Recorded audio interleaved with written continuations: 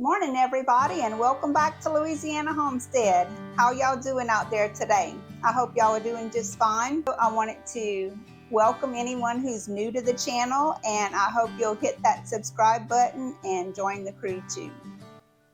Today we're going to be doing some make-ahead meals. I'm preparing some burritos, and I've got the mixtures all ready to go in the pot. So let me give you a little peek at what I've got in these pots here, show you what I've got planned for today. In this pot I have some ground meat that I have browned, and also some onions and garlic. I also have a can of whole corn, and I've seasoned this with some southwestern seasonings like cilantro and cumin and some lime. And I also have some salt and pepper and garlic powder in here as well. Now, in this pot, I've got my refried beans, peppers, and cheeses. I used a 4-ounce piece of cream cheese, and I also used a handful of some shredded cheeses that I had. No mozzarella though. This pot, I've got my tortillas warmed up. I actually browned them right on the stove top because I have a gas stove, and I find that works really good. It gives them a nice flavor as well. The little brown pieces give a really nice flavor. So let's get to rolling. Let's twist these up, guys. Look at that nice brown tortilla there. Isn't that beautiful? You know it's going to have a good flavor too when it has that brown on it. I used to have a Spanish family that lived across from my family whenever I was growing up, and they would make these they would call them tortillas. To the best of my recollection, that's the way that they pronounced it. And they would say, I can remember the father saying, "Nina, will you please go and warm me up some tortillas?" And she would go in the kitchen and she would get one and she would warm it right on top of the grates of the gas stove, and then she would smear it with butter, and it was delicious. It was, oh my gosh, it was some of the best thing. You could eat it just like that with rice and gravy. You know, that's how he would eat his. He wasn't actually making burritos with it like I'm doing here. But they're very versatile. You can do all kind of stuff with them. And that's where I learned to heat mine the way they did. It works very good. Now, the last time I made these, I didn't put so much in them. I guess maybe I'm kind of stuffing these today because I like a lot of filling in them. I want to have more than just a bunch of bread to bite into for my meal. I want to have some meat and vegetables as well. And what I do, I freeze these, and when I get ready to eat them, what I do is I take them out of the freezer, and I don't thaw them. I actually put them into my little oven just frozen, just like that. And I'll set the little oven for about 350. Well, between 300 and 350, depending on your oven. And I'll set it for about 20 to 25 minutes, and they come out perfect. They get kind of crispy on top, and they're just wonderful. The last ones we made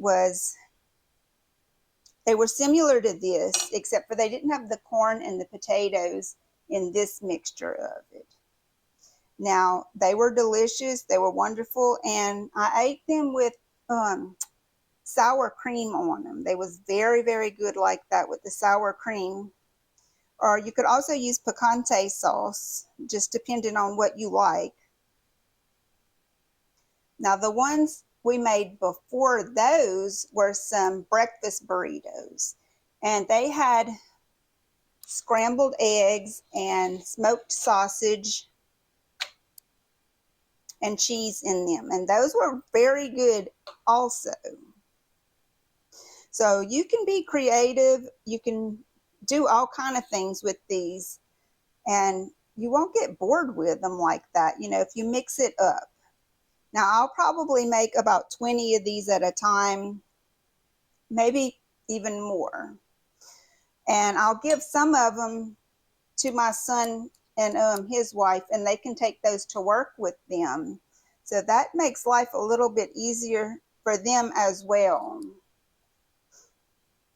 A lot of times me and Mr. E, we come in from working, and sometimes we have days where we don't have time to come in and prepare meals.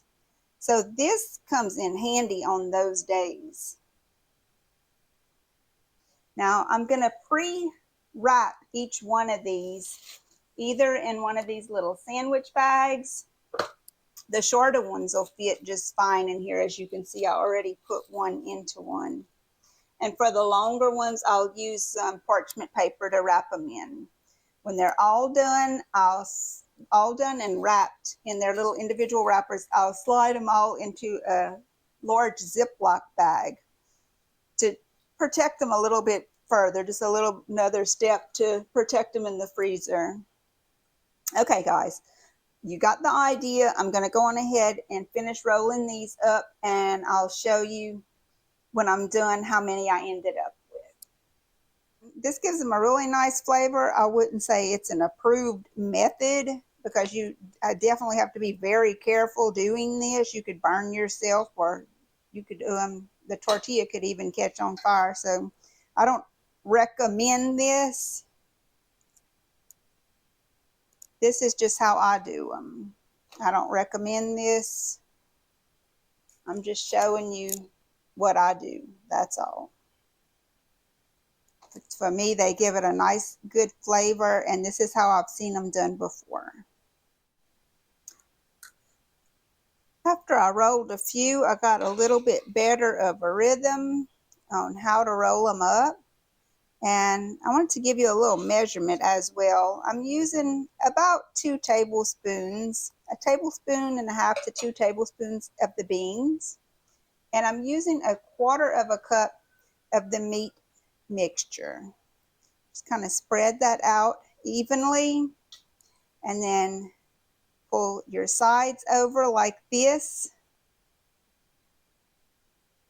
Give it one rotation.